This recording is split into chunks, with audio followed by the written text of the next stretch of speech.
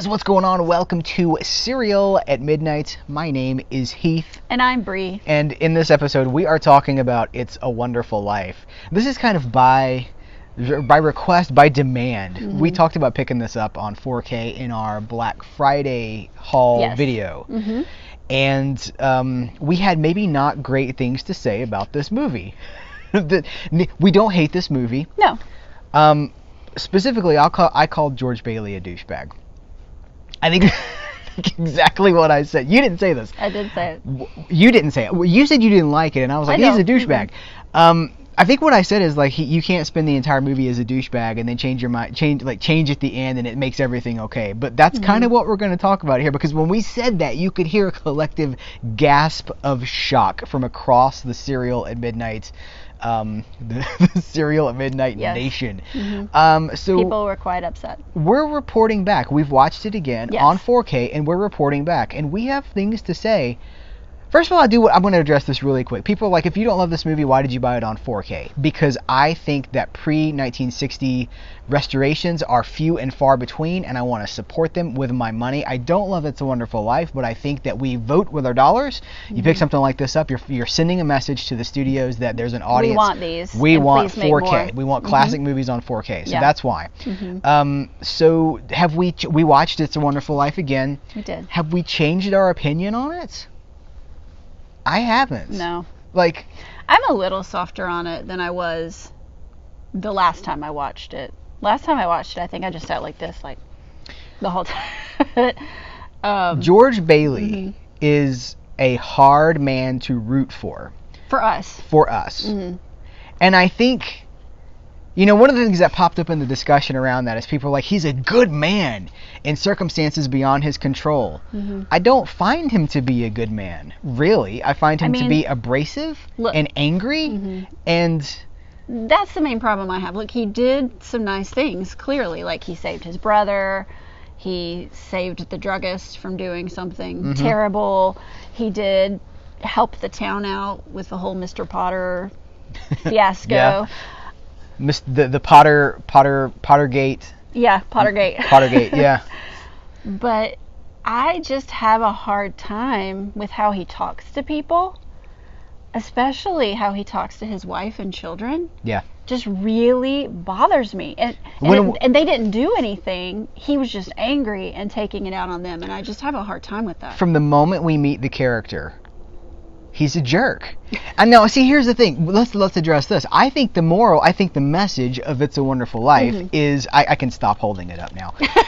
I think the message is, it's like Scrooged. Or Scrooge. It's like a Christmas Carol where this character is caustic and hard to like, and then he has his redemption at the end. I think it's a play on A Christmas Carol. Yeah, it definitely feels that way. But we don't look at Scrooge and be like, he's a good man in extraordinary circumstances. The first time we meet George Bailey, he's a kid, and this little girl's like, will you help me off of my chair? And he's like, help you off your chair? And then this other girl, he's like, do you like coconut? And she's like, I don't. He's like, what's the matter with you, brainless? Like, from the moment we meet this character, he's a jerk. And he doesn't get better throughout the movie. He gets a family. I mean, he goes over to Donna Reed's house, and he's just a piece of trash to her. And then they like, oh, let's get married. Like, it's spoilers for It's a Wonderful Life, by the way. I find him to be so acerbic and so glass half empty for the entire movie. I think that's the point of the movie. Yeah, I think we're definitely supposed to see how he realizes that his life is actually good, like a lot of things that he's angry about and that he's frustrated about. Right. That to look at them differently and see how he's impacted people and made a positive impact on the world. And I think he has that's his true. God bless us everyone moment at the end. Yeah, and I can see why people like it for that, for sure. Because, I mean, I think we can all relate to that, and wanting to find meaning in our lives, and that we have done something important and we've touched people in a positive way. That every life has a value and every life has an impact. Right. Every life is precious. There's a reason that we're here. I'm on board with that. Yeah, totally. I just have a hard time with, his extraordinary circumstances. Like, I mean, your circumstances do not define how you treat other people. Right. Yeah. I just have a hard time with that, how he talks to other people and how he treats the people. end of the movie, at the end of the movie. They're bringing, they bring in all the cash and they dump the cash on the table, and then the kid is like, teacher says, so she says the teacher says, every time an angel, teacher says every time a bell rings, an angel gets his wings, and you're like, is this the teacher that he just chewed out on the phone? Because she's not contributing any money. And I'm like, that's a good point. He was terrible to her on the phone. Mm-hmm. I think this is gonna beat up her husband. They're gonna have a fight. Yeah. You guys seen the Saturday Night Live sketch from the 80s with Dana Carvey as George Bailey? Because we watched it after we watched the movie, and it basically, like, spoilers for that sketch, they find out that Old Man Potter had the money all along, so they go find Old Man Potter and just like mob attack him and beat him with pieces of wood. Vigilante and I'm justice. like, that's the George Bailey that we saw in this movie. That's exactly what George Bailey would have done up until his redemption. But one of the things that I saw over and over is in the comments about the shock related to my comment. Yes, the shock heard around the world. Is that George Bailey is like a hero, and he's put upon, and he's doing the best he can under the circumstances.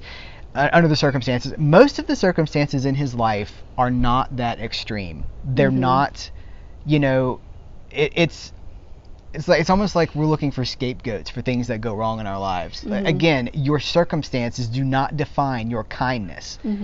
And look, 2020 has been a pretty terrible year.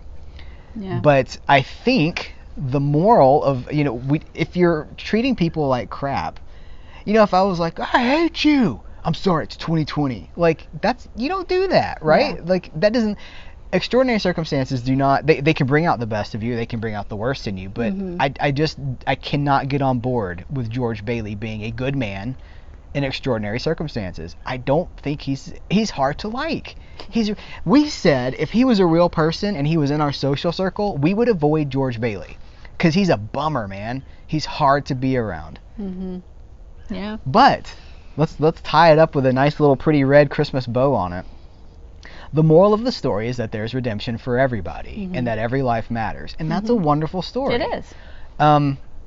For me, I think this is Frank Capra working in a very commercial, safe storytelling milieu. And you and I both said we felt the movie was patronizing. I do think it's a patronizing movie.